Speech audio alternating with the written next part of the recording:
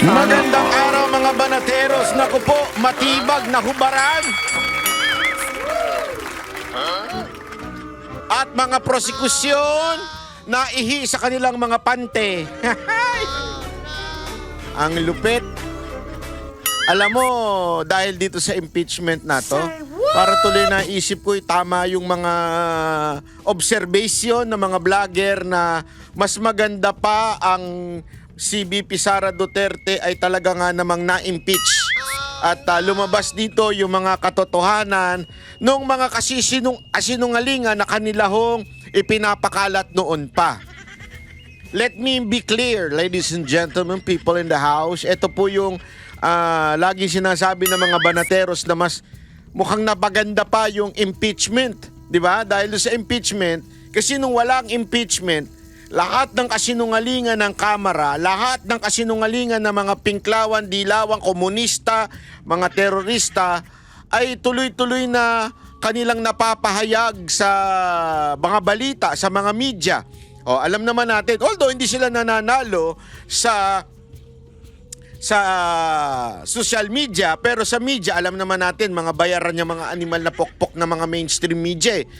So, alam natin na talagang kumakalat yung kanilang mga kasinungalingan. Ngunit datapot subalit dahil sa impeachment ay sila po ay nagmumukha ng tanga ngayon. Yun ang katotohanan. Kitang-kita nyo naman mga kababayan yung nangyayari sa impeachment trial. At dito talagang makikita mo sa social media na pahiyang-pahiya. Kaya nga yung mga dilawa, mga pinklawang tae, walang ginawa kung hindi ibahin ang usapan. Kung dati, nililiis nila sa impeachment, ngayon kung ano-ano na ang kanilang ipinapabalita para medyo madistract sila doon sa nangyayari sa impeachment dahil talaga nga namang nagmumukhang tanga yung mga supposedly witness. Yun. Sana all. Nung mga nakarang araw, 'di ba, na isa lang yung dalawang NBI NBI agent na pareho namang sablay. Pareho namang sinabi na wala silang kaalaman. Anak ka ng weting. Nag-witness ka, wala kang alam? Tama ba 'yun? Tama ba 'yun na magwi-witness ka sa isang bagay na hindi mo man lang alam? Wala kang personal knowledge? Hindi, alam mo ito explain ko lang sa inyo. Alam nyo po ba? Ito hindi naman po siya pagiging religious o pagiging banal. Banal-banalan.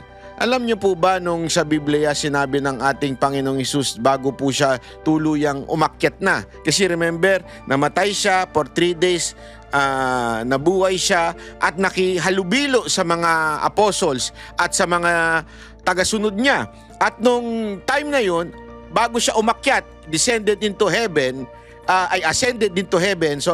ay meron siyang bilin. Ano sabi niya? Be my witness.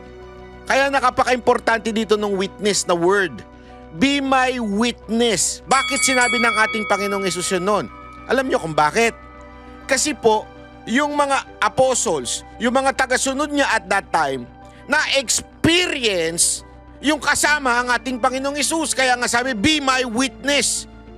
Hindi yung sinabi ng Panginoon, study the Old Testament and preach the Old Testament, preach the New Testament. Hindi. Ang sinabi doon, be my witness.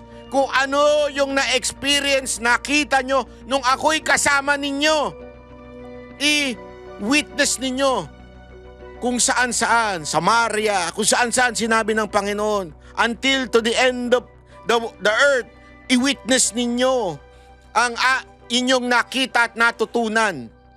Yun po yun. Alam niyo ibig sabihin ng witness? Kasi may karanasan ka, may alam ka, at ikaw mismo ay naandoon. Tapos, ibinahagi mo sa tao. Kaya nga, yung mga unang tagasunod o yung quote-unquote Christian, ay alam na nila kasi dahil sa witness ngayon nitong mga apostles. Tanong, akala ko ba yung Biblia para sa atin din yan? Paano ako, hindi ko na-witness yung Panginoong Hesus nung nasa lupa siya? Paano ako magiging witness? Alam niyo kung paano? You experience the change of life.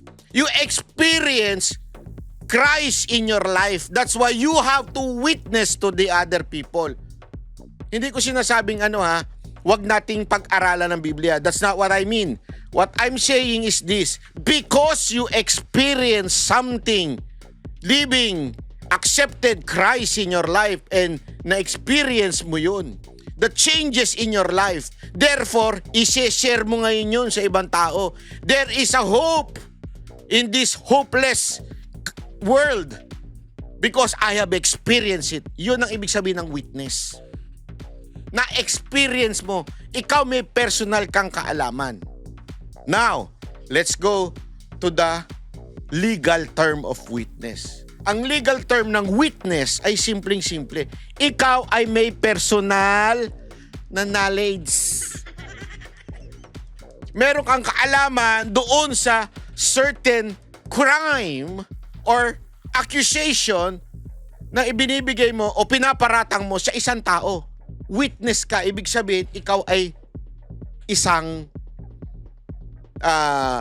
buhay na patotoo na naranasan mo, nakita mo yung nangyari o doon sa akusasyon. Hindi pwedeng wala. Wala namang problema kung sabihin ni Matibag na it is, in my own opinion, that VP Sara Duterte is a committed grave threat against the president. Wala problema dyan. It is your freedom of speech. But that is not what we are questioning right now in the impeachment court. What we are questioning is you being a witness to that grave threat. Ano yung experience mo? Kaya nga kung sinasabi niyang, hindi pa naman ako NBI director at that time, so wala akong, okay, given, accepted. Hindi ka NBI director at that time. Sige, walang problema yung sinasabi mo. Ang tanong, ngayong NBI director ka na, meron ka bang nalalamang personal doon sa akusasyong may grave threat si VP Sara Duterte sa presidente? Kaya nga tinatanong pa ulit-ulit, nalaman nyo na ba? Nakilala nyo na ba kung sino yung kinausap? Kasi kung alam mo na kung sino yung kinausap at nakausap mo na yung kinausap o naimbestigahan mo na yung kinausap, therefore, you have a personal knowledge. May witness ka na ngayon. Kasi may personal knowledge ka na doon sa grave threat. Ano yun? Nakausap ko mismo yung inutusan ni VP Sara Duterte na patayin si Marcos at si Lisa at saka si Romualdez. Di ba? Ibig sabihin, alam mo na. May experience ka na. Bakit? Nakausap mo na. Ang problema, mga kababayan, wala hanggang ngayon. Anong sinasabing paulit-ulit ni Matibag?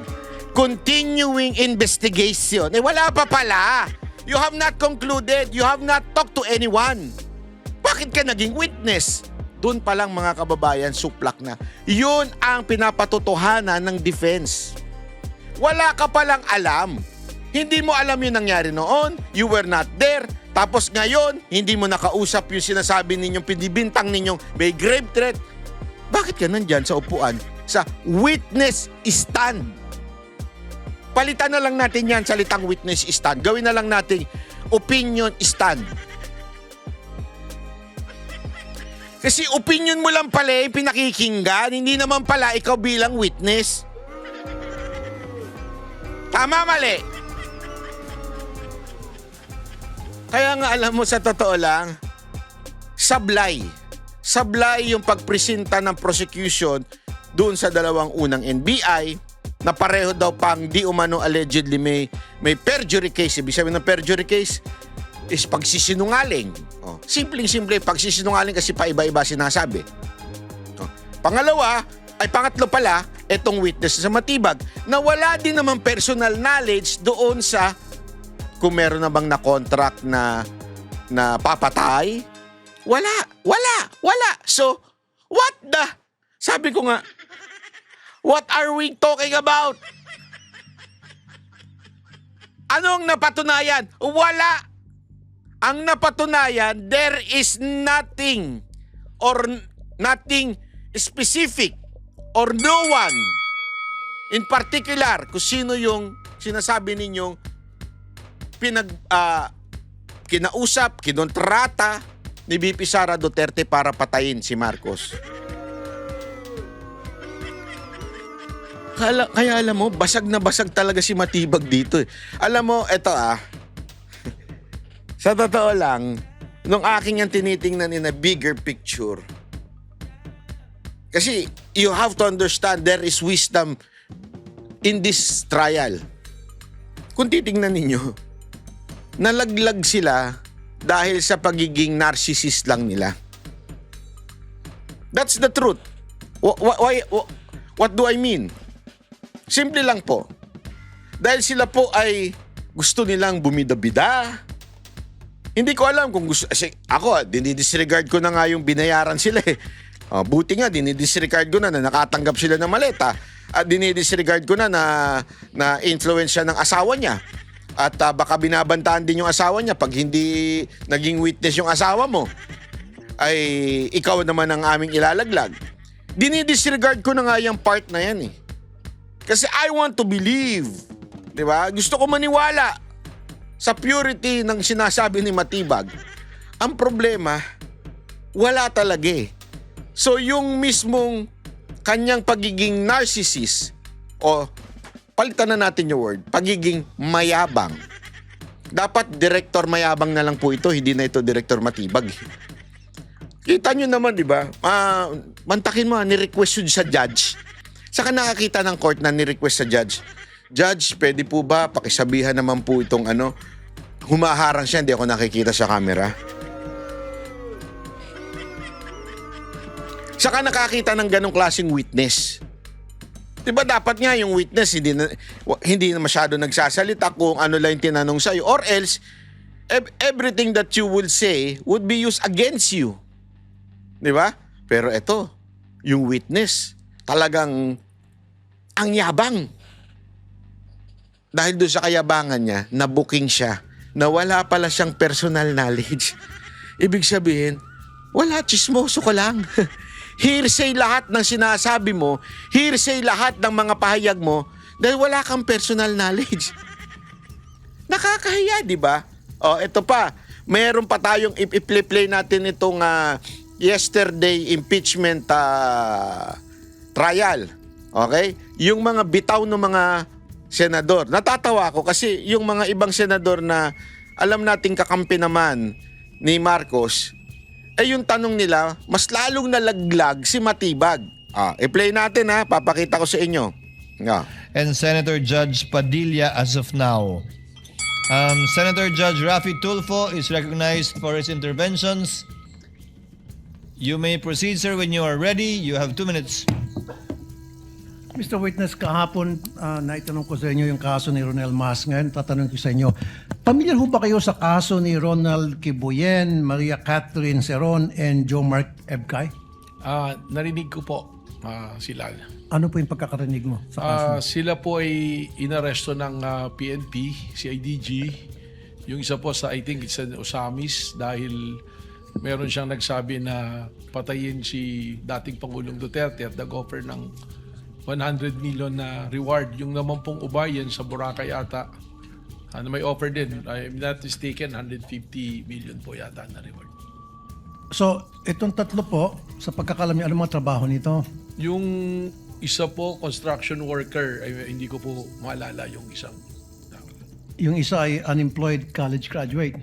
Ayun. So, the reason why I asked that, kasi tulad ni Ronel Mas, isang teacher, at itong tatlo, mga ordinary mamayan, i-compare natin dun sa ginawa ni VP Sara at saka ni Mayor Baste sa ating Pangulo, pagbabanta almost the same yung nangyari. So, kamay na bakal ang pinairal. Kapag mga ordinaryong mahirap na mamayan, ang pinapairal ninyo dyan sa law enforcement. Pero kapag makapangyari ang mga tao, you treat them with kids' gloves. Why is that? Alam mo, tinanong niya na to kahapon.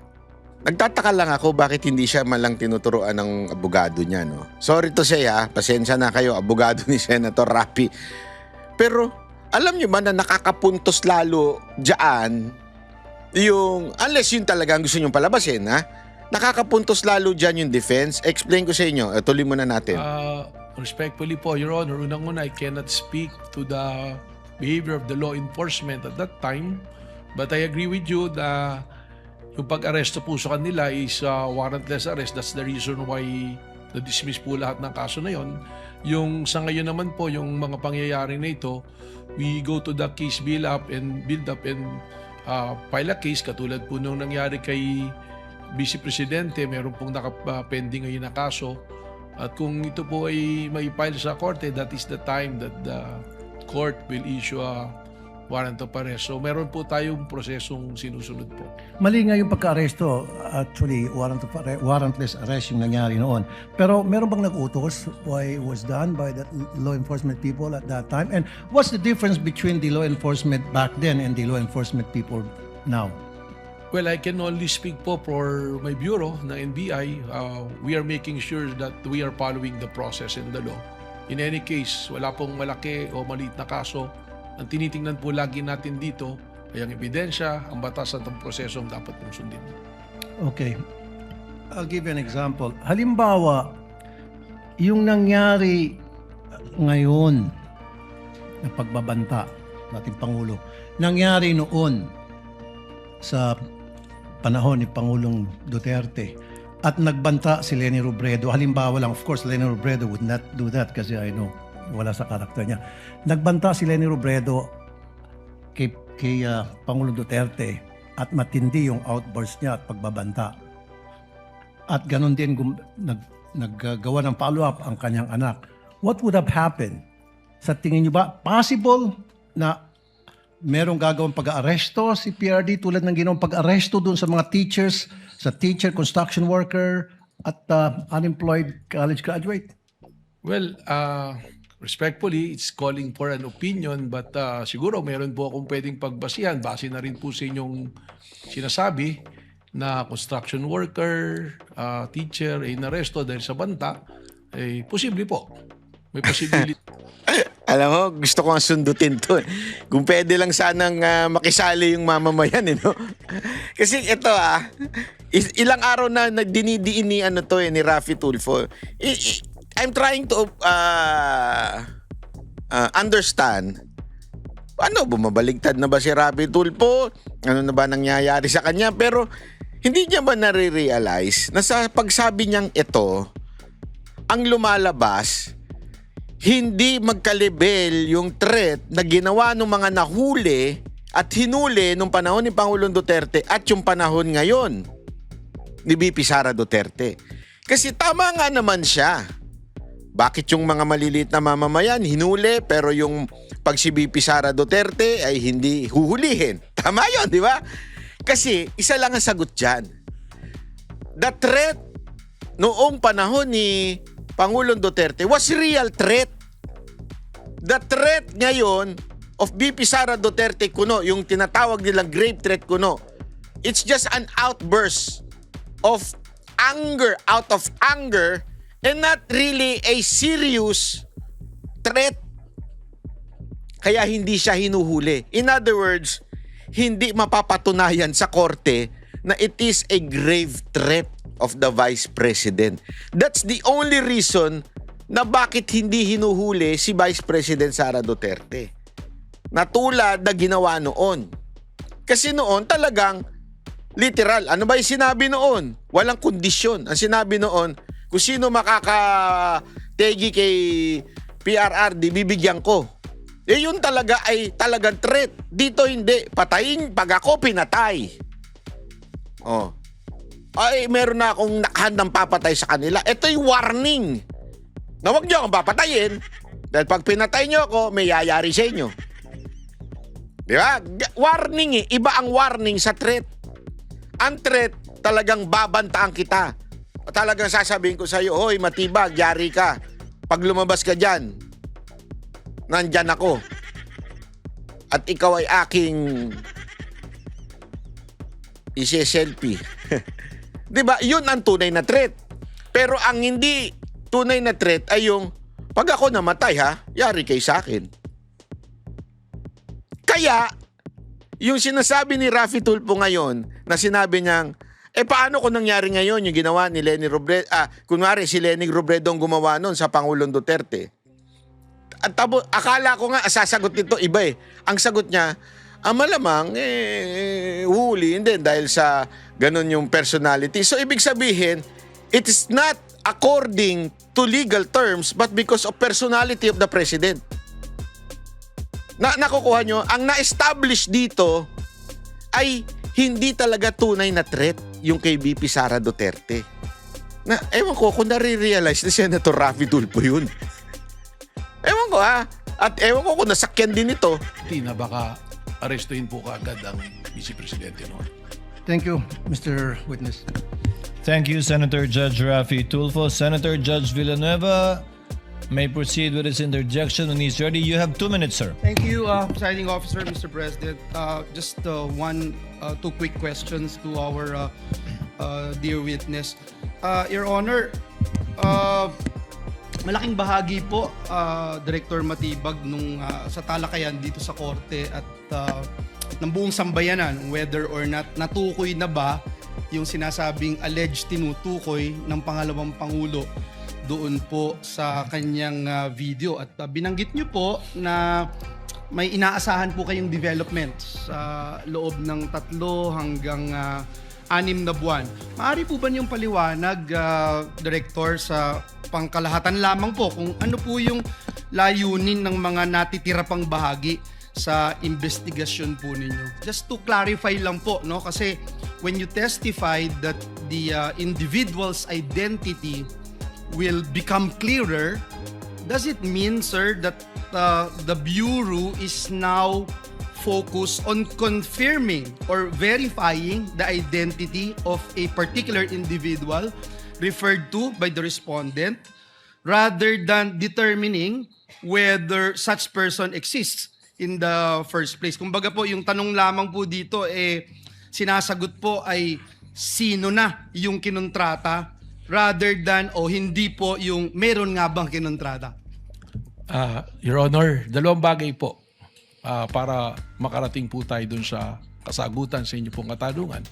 Una, sinabi ko nga po with certainty, meron kinontrata. Ano po yung basihan? Mismo ang Vice Presidente na publicly, it is an extrajudicial admission na tinanggap na niya at sinabi na niya na meron akong kinausap na mag-assassin o mamamatay tao para patayin ang presidente at siya ay pumayag. So that is an admission na meron po. Pangalawa, bakit po natin tinutukoy at tinahanap? Dito na po pumapasok yung kailangan natin siyang makuha, hindi upang sabihin na kami talaga ay nag-usap ni Vice Presidente. Kasi yun naman pong sinasabi ko nga, yung pag-uusap na may papatay at hindi naman nagawa, wala naman po tayong pinag-uusapan na krimen doon. Pero ano po ba? Ano yun? Grabe yun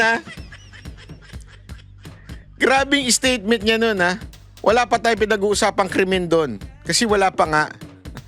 Tanong lamang po dito, sinasagot po ay sino na yung kinontrata rather than hindi po yung meron nga bang kinontrata?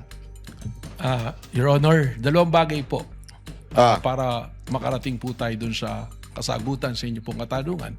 Una, sinabi ko nga po with certainty, meron kinontrata. Ano po yung basihan? Meron daw kinontrata. Sige, ano basihan? Personal knowledge mo ba? O galing lang sa iba? Sige. Kasi tinatanong dito, meron na ba o hinahanap nyo pa talaga kung meron? Yun yung tanong ni Villanueva. Ang sagot ni hindi na natin hinahanap. Meron na talaga. Oh, meron na daw talaga. Ang tanong, sino yun? Sino yun? Alamin natin kung sino Yung kinontrata. Sino nakakaalam niya? May personal knowledge ka ba? Mismo ang Vice Presidente na publicly, it is an So, sabi lang daw kasi ni Vice President Sara Duterte, therefore, wala siyang personal knowledge. Hindi niya alam kung meron talagang kinausap. Nadinig lang niya doon kay VP Sara Duterte.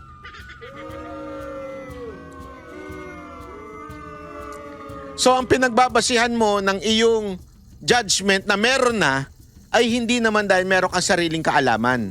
Kung hindi, narinig mo lang. Ano tawag doon? Hearsay. Sa Talagog o sa Tagalog, chismosa. Extrajudicial admission na tinanggap na niya at sinabi na niya na meron akong kinausap na mag-assassin o mamamatay tao para patayin ang presidente at siya ay pumayag. So that is an admission na meron po.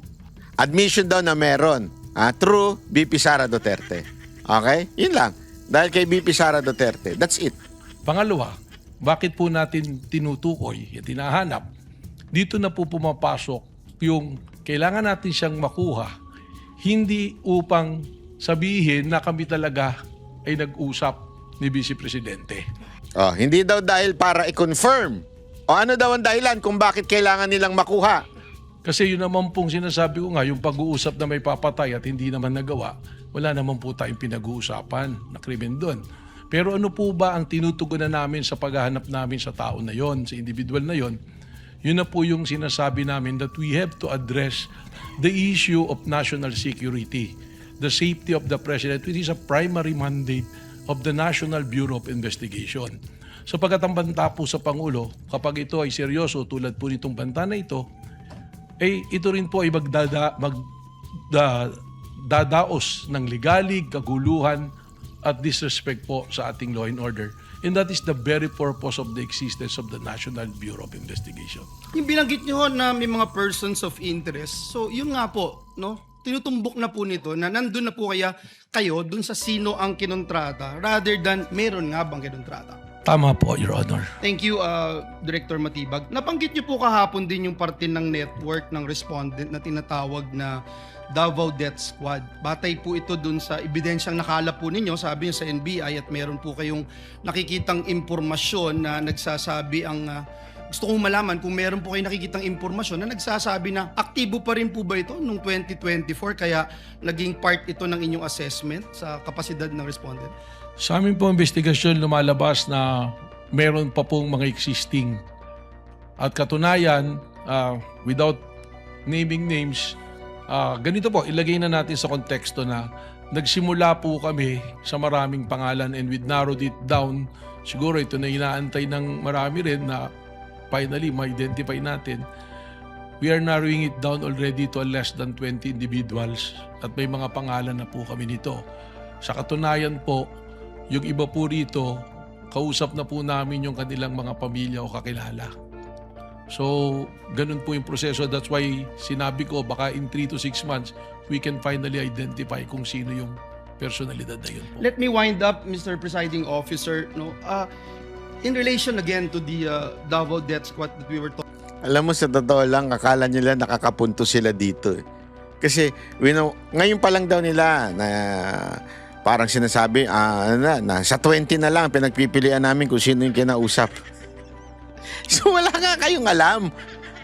Talking about, aktibo pa po ba sila noong 204? Aktibo pa rin po ba sila sa kasalukuyan sa inyong nagpapatuloy na investigasyon? Tinatanong po natin ito, Ginoong Pangulo, para malaman natin kung yung ginamit po ng National Bureau of Investigation ay base lamang dun sa historical background na binabanggit po kahapon o meron po na nakalap na mga bagong impormasyon ang NBI na hiwalay na impormasyon tungkol po dito. Well, again, kanina po tinanong po ng kagalang-galang Senator Erwin Tulfo, we are not limiting it to the Davao Death Squad. Sabi ko nga po, meron pong mga aktibo pa sa serbisyo na men in uniforms at kasama rin po dito ang Vice President Sara Security Group po. So even those who are actively involved right now, men in uniform, is that what you're saying? That is something that I can say because general naman, it will Kindly not go wind to the up. identity. Yeah, that will be meron all, po. Mr. Presiding Officer. Thank you, Director Salamat Matibag. po. Salamat po. Thank you, Senator Judge Villanueva. Senator Judge Aquino is recognized. You may proceed, sir, when you're ready. You have 2 minutes. Maraming salamat, Mr. Presiding Officer. Isang tanong lang po kay Director Matibag. Doon po sa AO11, nakalagay po doon yung mga miyembro ng task force, no? At yung isang miyembro po doon ay mula sa Transnational Crime Division. Opo. Nabanggit nyo po nung isang araw na nasa punto na po kayo sa inyong investigasyon na chine-check po ninyo kung hindi lang ito isang tao pero kumbaga grupo na po ito or may plot, may ploy, may nagkukuntsaba para dito po sa posibleng pagpatay kay President Marcos. So nagtataka lang po ako sa AO11 kasama yung Transnational Crime Division. So my question is, sa inyo pong investigasyon, meron bang transnational nature itong posibleng pagpatay sa presidente? Meron bang foreign intervention or mga players na hindi po Pilipino sa inyo pong investigasyon? Yan po ay isang sa purpose talaga kung bakit namin isinama para alamin kung sino po. Alam naman po natin, para patayin ng isang presidente, hindi po isa o dalawang tao lang nag-uusap dito. You need yung kakayahan mo, yung capacity, doon po pumapasok. Kailangan ng pera, kailangan ng network, kailangan ng tao. So tinitingnan po natin ito lahat. Ngayon yung binabanggit po ninyo, kasama po sa ating tinitingnan yan. Pero ang isa pong mayoryang rason yan, yung pong mga pagbabiyahe ng ating Pangulo, we have to also monitor it because the possibility of endangering the life of the President during his time that is outside of the country, nandoon din po yan dahil sa threat. So kaklaruhin ko lang ha. So yung pagkakaroon ng Transnational Crime Division dahil yan sa mga biyahe ng presidente, hindi dahil merong possible foreign intervention dito sa iniimbestigahan yung pagpaplano. That is also an angle being considered but that's not the main reason po. Alright, salamat. Salamat po. Thank you, Senator Judge Aquino. Senator Judge Lang Padilla kwenta yung tanong. is recognized. Ay, ta. You may proceed, sir, when you're ready. You have 2 minutes. Yari kayo dito. O, ito na. Maraming salamat po aming ginoong tagapamahalang hukom. Ayan na. Sa atin pong ginoong Pangulo. Meron po akong katanungan para sa prosecution. Sa akin pong mga kaibigan sa prosecution. Yari kayo dyan. Napakahalaga po sa bawat pagdinig ay yung nagsasabi ng katotohanan. Tama po ba? Tama. Opo. Pagka ang isang witness po ay naging halimbawa ng paiba-iba ang sinasabi, ano pong tawag dito?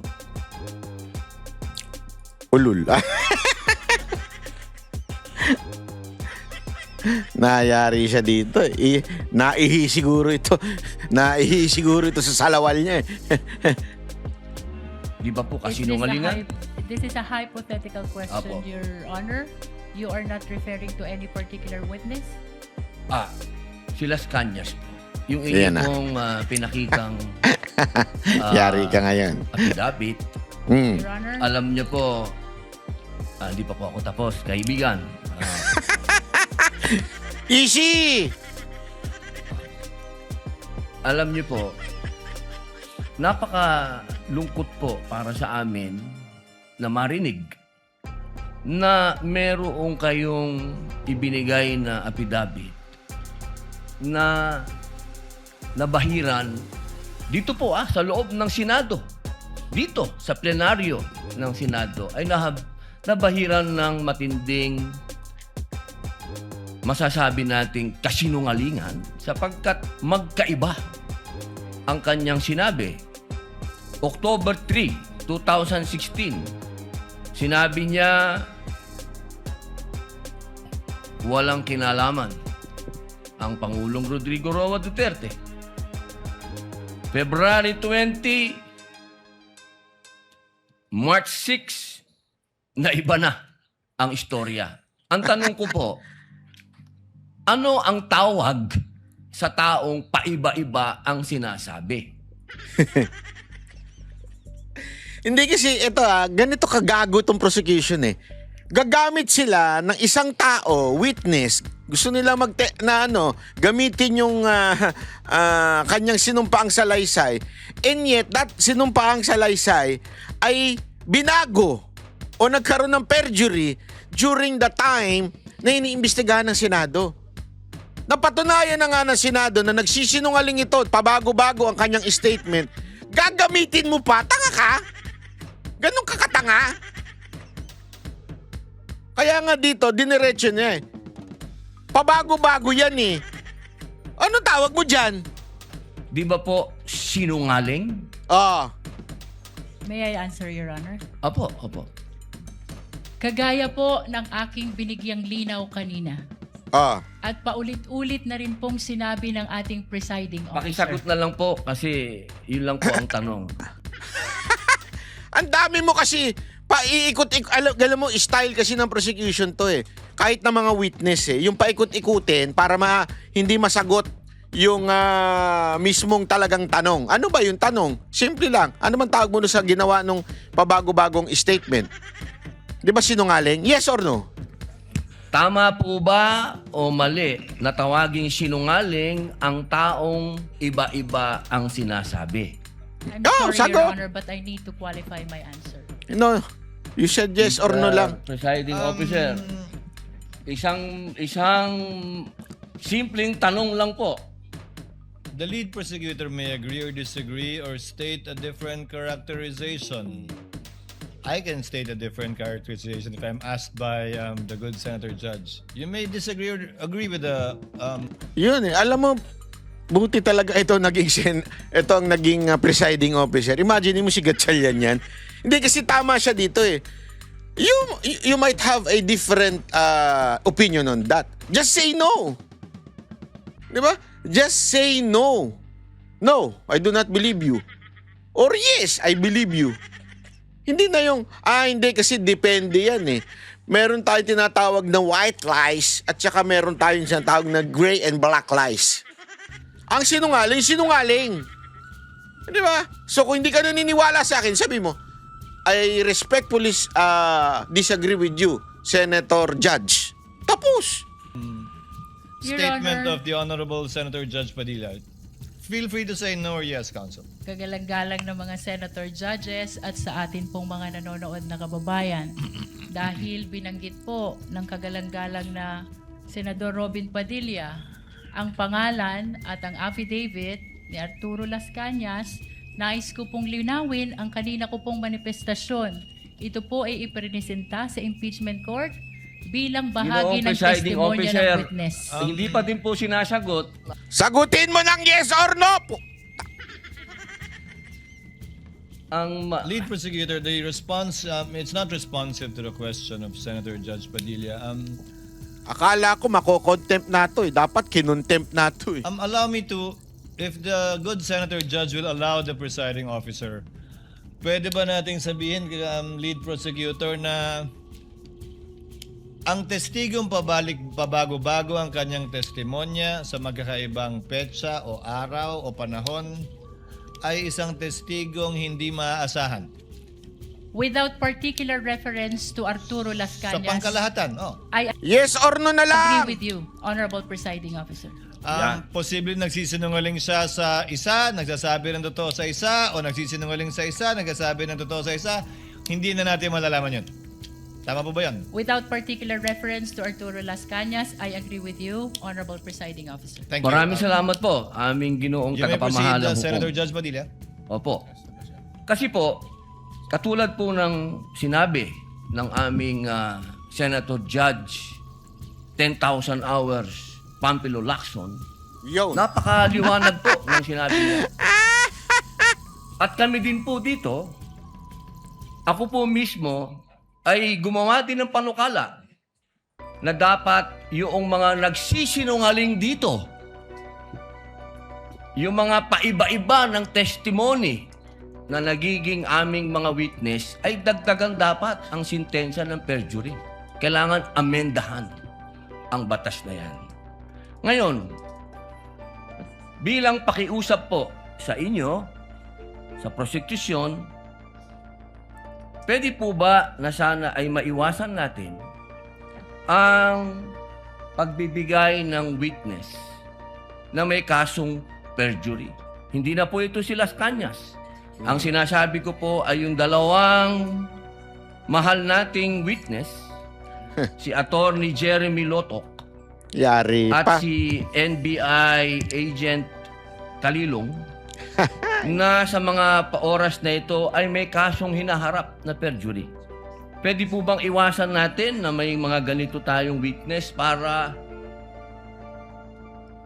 ang nasasakdal po kasi dito ay ibinoto ng 32 million na tao. Sana po, aming mga mahal na kaibigan sa prosecution, isipin nating mabuti bago po tayo magbigay ng mga witness na may perjury na kaso o nagkaroon po kami ng dahilan na gumawa ng amenda na itong perjury ay amendahan. Pwede po ba yon? Your Honor, with all due respect, I would like to take exception to the question and manifestation of the Honorable Senator Judge Robin Padilla. First of all, we were able to verify already that there are no cases pending against the prosecution witnesses. In addition, Your Honor, and only to respond to the concern of the Honorable Senator Judge Padilla, ang conviction po ay hindi ground for disqualification unless it is final and unless it is punishable by more than 1 year and that the crime constitutes moral turpitude. Alam niyo po, napakaganda po ng inyong sagot. Sana hindi one-sided. Yun Ang ating lang. constitution. Kasi, alam Nahuli sila sa bitag dito eh. Bakit? Eto, panoorin niyo, niyo. pag kayo ang pagpabor sa inyo, alam niyo ba, bawal po ang ginagawa. Kindly maintain Presiding order officer, within the bawal court. po ang ginagawa nitong nasa harap natin, nagkukomento. Kindly maintain order in the court. Contempt mo! Kung panahon ni Miriam yan, contempt yan. Sergeant at Arms, by authority of the Senate President, is directed to kindly maintain. Hindi po order in the sila allowed. Mag-ingay. Korte po ito. Thank you. You may proceed, Senator Judge. Hindi, alam mo, sa totoo lang ha, in real court, pwedeng contempt. Pag mag-ingay ka, magulo ka, contempt ka. Kaya yung mga nagsasabi dyan na, bakit ganyan si Padilla? Gago. Judge siya eh. Pwede niya i-contempt yung mga yan. Masyado pa nga ma-lenient to mga judge eh. Who was speaking? Ako po. You may proceed, Senator Judge. I was Padilla. interrupted. Yun! With due apologies. So, ibig niyo pong sabihin, yung mga senator judges dito ngayon na humaharap sa kaso, na hindi yan. po pinapayagan ng ombudsman at hindi pa rin sila guilty, ano pong ibig niyo sabihin? Your Honor, with all due respect, ang question niyo po kanina ay kaugnay ng pagtistigo. Testigo nga, Referring to judges the nga yung witnesses of sinasabi the eh. prosecution, Your Honor. Ang usapan po ay yung guilty or not guilty. Yan. Tama. So, tatanong na po ako ng bago. Pwede po ba? May I be clarified, Your Honor, on your last question about the senator you said are facing cases? Lead counsel, I think that was more Alam of niyo po, malinaw na po yung sinabi ko and wala po kayong karapatan magtanong Hindi. sa Senator Judge. Niliwanag na po. I think Paya ka ngayon, ano, Luistro? Akala mo, kapantay mo yan, ano? Akala niya kasi pantay sila eh. Hoy, judge yan, hindi ka pwede magtanong. Senator Judge Padilla was making a manifestation and not posing a question to the lead prosecutor in relation to our two colleagues. You may proceed, Senator Judge Padilla. Maraming salamat po, Ginoong tagapamahalang hukom. Pwede na po ba tayong mag-advance ng katanungan? Yes, Your Honor. Apo. Yung pong sinasabi ninyo, bakit nyo po nababanggit ang ICC dito? Ano po ang kinalaman ng ICC dito sa ating pagdinig? With all due respect, Honorable Senator Judge Robin Padilla, kagaya po ng nabanggit ko na, At marahil panglima ng banggit ng presiding officer. Nabanggit po ang ICC, kaugnay ng affidavit ni Las Cañas na ipirinisinta po ng prosecution bilang bahagi lamang ng testimonya ng witness at bilang bahagi ng naging investigasyon ng Special Task Force ng NBI. Maraming salamat po. Senator Judge Padilla will please wind up. You can Opo. avail of a second round if you wish. Opo. Maraming salamat po.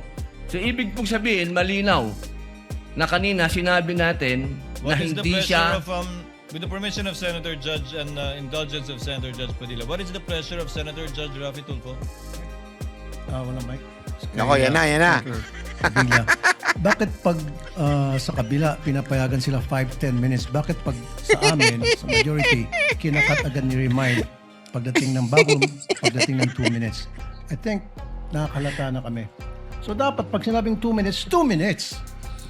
Pag sa amin sa majority, pag 2 minutes, pinipindot ng... Inaaway niya na ngayon si Escudero.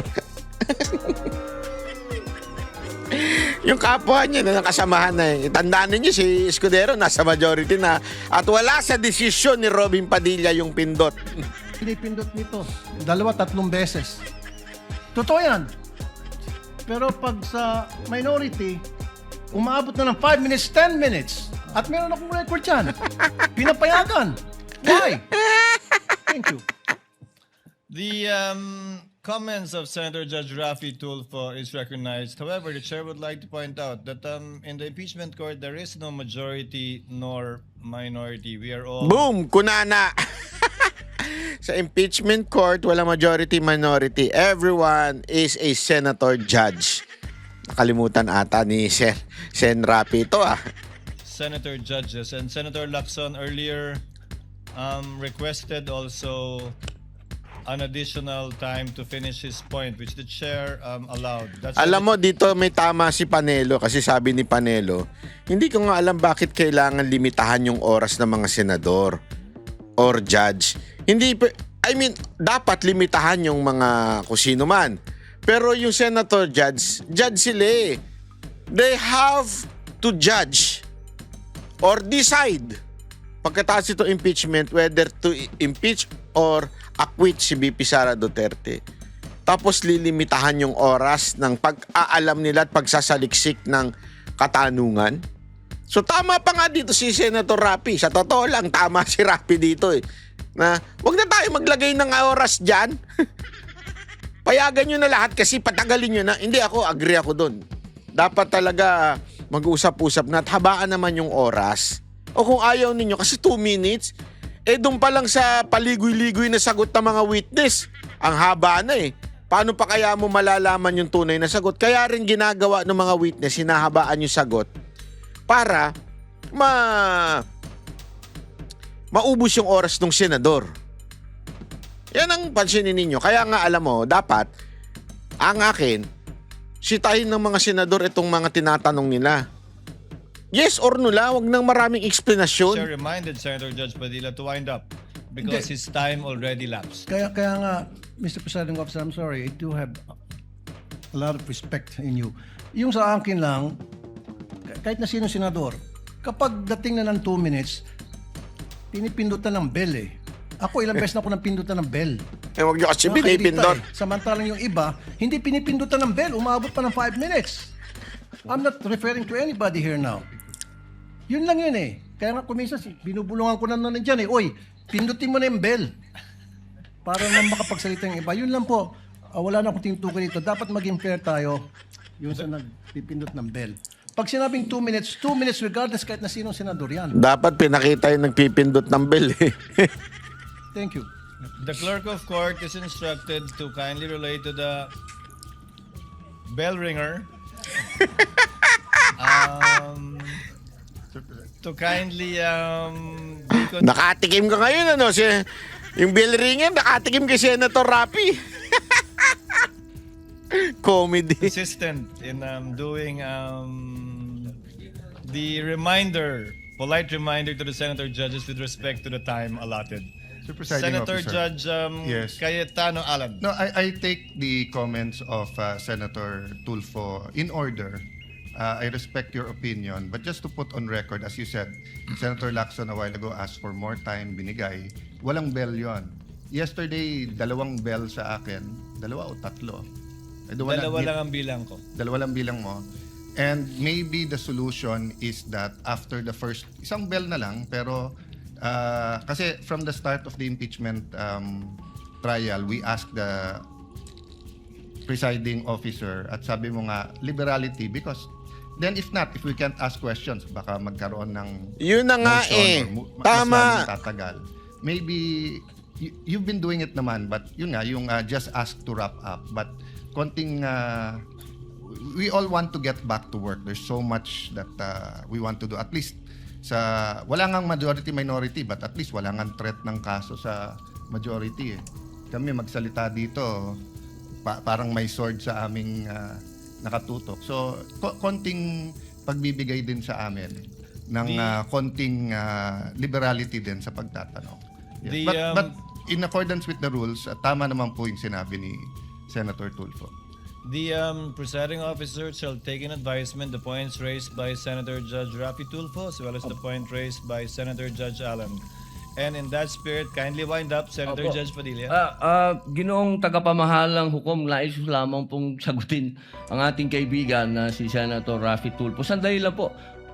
Kaibigan, mas mahaba kasi yung sagot ng ating Yo! prosecution. Ako po ay nagtatanong lamang ng Yes or oo no? ba o hindi. Opo. Pasensya na po. Opo. Kindly wind up, Senator Judge Padilla. Given a Opo. bail of the Maraming second round, salamat if there's po. one. Tatalon na po ako. Dito na po ako sa aking kaibigan. Maraming salamat po, kaibigan. Opo. Sa akin pong kaibigan, kay Attorney Matibag, mahal na saksi. Mabilis lang po ito. Ako po ay napunta sa PDP laban dahil po sa inyo. Alam mo, galing ng tanong niya dito. Ang lupit. Tama po. Opo. Kayo po ang kumimbinsi sa akin. Tama po. Campaign manager niyo pa po. Opo. At masasabi po natin na isa kayo sa nagpa-number 1 po sa akin. Tama po. Sa lugar po namin, number 1 po kayo. Opo. Attorney Matibag, sumama po ako sa inyo dahil alam ko na isa po kayo sa arkitekto ng pagkapanalo ni President Rodrigo Roa Duterte. Tama po ba? Hindi po. Sapagkat noong 2016, ako po ay campaign manager ng Region 4A ni Secretary Mar Rojas po. Grabe, proud na proud siya dito. Na napanalo niya si Robin, yung mga ganon eh. Ako pa ang campaign manager mo. Yung yabang talaga nito nagpapahamak sa kanya eh, no? Yung yabang nito nagpapahamak sa kanya. Ayun. So hindi po kayo connected nung panahon na yon kay Pangulong Rodrigo Roa Duterte? Hindi po. Opo. Kung kayo po ay nagtatrabaho sa mga iba't ibang politiko, kayo po ba ay matatawag na political analyst o political ano pang tawag po doon? Yung mga nagsasagawa, nagpapatakbo ng politika ng bawat politiko?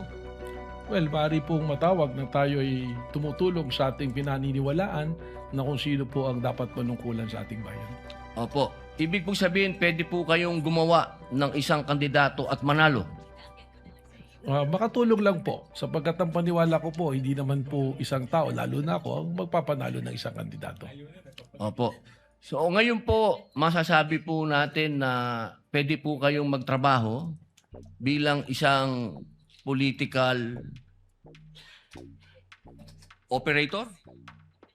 Ano po bang konteksto ng political operator? Ang ibig ko po sabihin, ako po ay nasasama sa isang political party noon. So tumutulong po tayong maipanalo ang isang kandidato ng political party. Opo.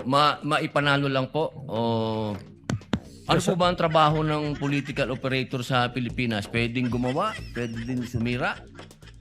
Well, Grabe, napatunayan dito, no? Palipat-lipat si Matibag ng kampo at depende kung sino yung kanyang tinutulungan. Di ba? Imagine ninyo, campaign manager ito ni Robin, pero nung time na nagkakagipitan, abay, dinidiin pa si Robin nun. Di ba? Tapos kay dati ring PDP. Ngayon, galing din pala siya doon kay Mar Rojas. Ito yung tawag na, di ba, yung perfect definition ng political butterfly. Ito si ano. At ngayon na kay Marcos. Anong pinapatunayan ngayon ni Robin Padilla dito? Your guess is good as mine. Galing mo, Senator Robin. Ang political operator to be successful, kailangan po yung kanyang sasamahan ay magtagumpay yung kanya pong laban at advokasya. Okay. Yun lang po. Maraming salamat po, kaibigang Atty. Kasi remember, hindi sila pwedeng mag-conclude pa. Pero pinalalabas na nila kung anong klaseng tao ito si Matibag. Dito, very clear. Kahapon at ngayon, walang personal knowledge. Okay? Ngayon, pinapatunayan dito na itong taon to, political operator to. So, therefore, yung kanyang mga sinasabi ngayon, it's not because VP Sara Duterte really committed a grave threat, but because he is operating under Marcos administration. Na pinatunayan din kahapon ng defense na yung asawa niya nag-decide na impeach si VP Sara Duterte, 'di ba? That he is a political appointee of the president. Sino ba yung grave threat kuno? 'Di ba si Marcos? Tapos tao ni Marcos ang nagwi-witness, tapos yung asawa niya pumirma ng impeachment. At itong tao na ito, yung kanyang personality ay isang political operator. Ang galing nyo. Dito, talagang tibag na tibag si Matibag. Talagang, alam mo, sa totoo lang, napahiya. Napahiya ang prosecution dahil kay Matibag.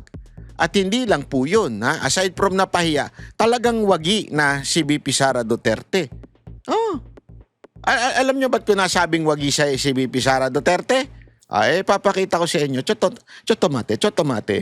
Kasi alam mo, eto, papakita ko na sa inyo. Ayan, ilagay natin. Yan, wait lang. Presidential survey ng Pulse Asia. Si Senator Bongo naman ang nanguna sa pagka-vice-presidente. Live mula sa Mandaluyong, nangungun sa balita, si mobile journalist Julie Baiza. Julie, sino-sino pang... Wait lang, ha? Ulitin natin. Wait lang. Nangunguna pa rin si VP Sara sa pinakabagong presidential survey ng Pulse Asia. Si Senator Bongo naman ang nanguna sa pagka-vice-presidente. Live mula sa Mandaluyong, nangungun sa balita, si mobile journalist Julie Baiza. Julie, sino-sino pang pasok sa survey? Hindi natitinag sa unang pwesto si Vice President Sara Duterte pagdating nga sa Presidential Preference Survey ng Pulse Asia. Sa kabila yan ang nagpapatuloy na impeachment trial. Base sa survey, 49% ng mga respondent ang nagsabing iboboto nila si VP Sara para sa 2028. Pangalawa pa rin si Naga City Mayor Leni Robredo na may... Tingnan nyo ito, sa kabila ng impeachment, akala nila nagwawagi sila, pero hindi. Si VP Sara Duterte ang nagwagi sa impeachment. Isipin nyo ito, ha? Ilan na yung mga witness na pinresinta nila? Doon kahapon, di ba, meron tayong balita na si VP Sara Duterte umakyat ang trust rating, si Marcos bumaba. Dito naman, pagdating sa sinong gusto maging presidente, tingnan ninyo. I-total nyo lahat ng kalaban niya. Hindi lalamang kay VP Sara Duterte. Saan ka pa? Saan ka pa, Brad? Total mo lahat ng kalaban, ha? Lahat ng kalaban. Tingnan. 26 plus 14. That's 40. Tama ba? Oo, 40 yun. Kasi, galing ko, no? 40 plus 1 plus 1. 42. Plus 0.1. Hayop to si Nicolas Torre. 0.1. Hayop ka. Sana nagganong ka na lang. Nagkulkul ka na lang ng kanal. Ay, oo nga. Nagkukulkul pala siya ng kanal ngayon. 26%. Sunod si Senator Raffy Tulfo na may 14% at sina DPWH Secretary Vince Dizon at Baguio City Mayor Benji Magalong na may tig 1%.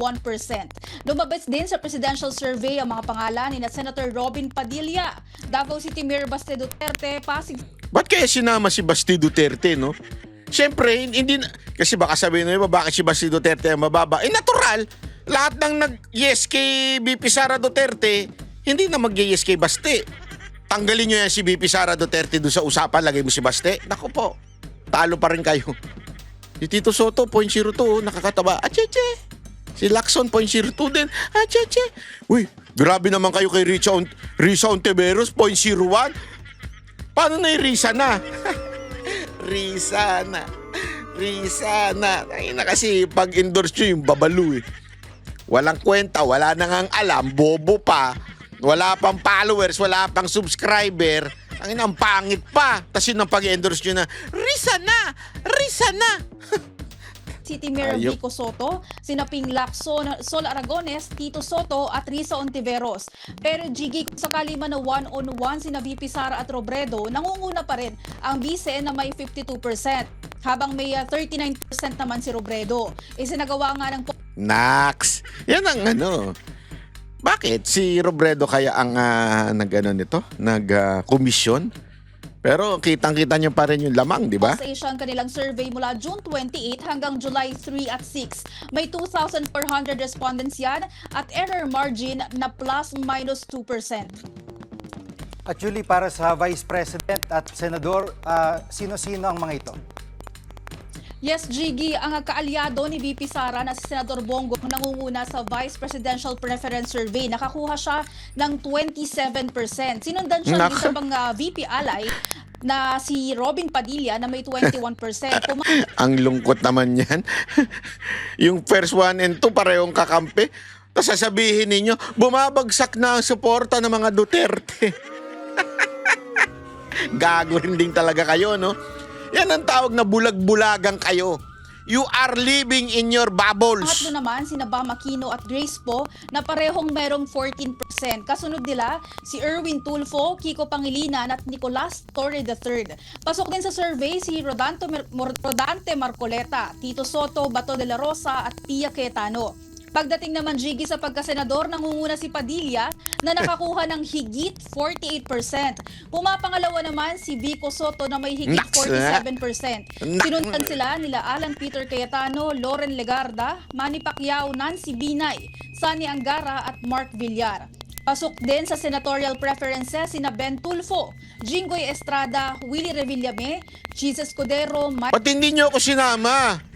Tatakbo ako senador eh. Yung mga nagtatanong naalala nyo yung nag-post ako, tatakbo ko sa Senado, di ba? O kinabukasan, nagpunta ako sa Senado. Hindi ko naman sinabing tatakbo ako bilang senador. Tatakbo ako sa Senado. Pumunta ako doon, tumakbo ko doon, pinuntahan ko si Bato noon. Kayo naman kasi, pag kayo nagbasa ng caption, ano yun ninyo? Linawin, ano yun ninyo? Intindihin ninyo. Ang linaw na sinabi ko, tatakbo ako sa Senado. Tumakbo ako kinabukasan dahil, di ba, tumakbo doon si Bato. No, sumunod ako nung gabi. Ayaw niyo maniwala eh. Pag ako nagsabi totoo, agad-agad kong ginagawa. Professor Mar Rojas, Benher Abalos at Mark Lapid. Jiggy. At anong tingin dito ng mga eksperto dito sa survey na ito ng Pulse Asia?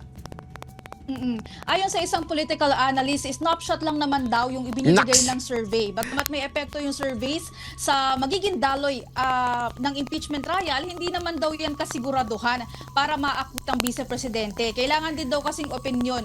Tingnan ang opinion ng publiko kaugnay nga ng nangyayaring impeachment. Isa din ang... Hindi naman yun ang tinatanong. Ang tinatanong dyan kung sino gusto maging presidente. Hindi naman sinasabing gusto ma-acquit.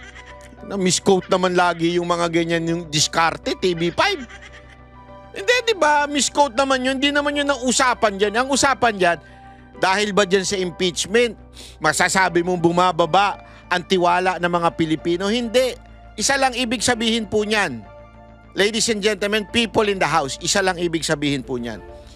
Si VP Sara Duterte pa rin ang pinaniniwalaan ng mga Pilipino kahit anong binabato ninyong kasinungalingan. At isa pa, pangalawa na. Pangalawa, yung survey na yan nagpapatunay na doon sa ginagawang proceeding sa impeachment court, napapatunayan na wala talaga siyang ginawang mali at gusto siya ng taong bayan. Kasi kung sanang kung may epekto, may sampal yung impeachment trial na yan? Dapat unti-unti nang bumababa si VP Sara Duterte. Hindi, unti-unting tumataas. Ano ibig sabihin nun? Saan na nga ako stagnant eh? Tumataas. Ano ibig sabihin? Napapatunayan po mga kababayan na wala po talagang ginawang masama si VP Sara Duterte. Napapatunayan po mga kababayan na talagang yung kanyang mga aligasyon sa kanya ay hindi naman po totoo kung hindi paninira lang. Palakpakan po, ladies and gentlemen. Maraming salamat po, ladies and gentlemen. Kita-kita po tayo mga banateros bukas uli para sa pagtatalakay pa rin ng mga impeachment at mga pangyayari sa ating bayan. Ako po si Banat Bay. Kita-kits po tayo. God bless everyone.